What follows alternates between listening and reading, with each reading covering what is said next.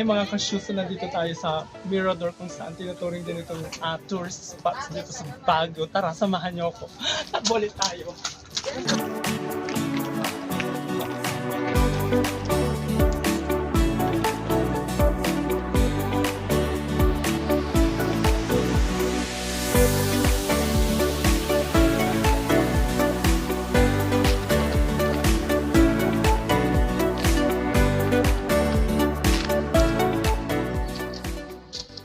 Hi, ito na si Madam Shu at nandito na tayo sa loob ng Mirador ulit kung saan meron na namang panibagong magandang place dito. Tara, samahan niyo ako.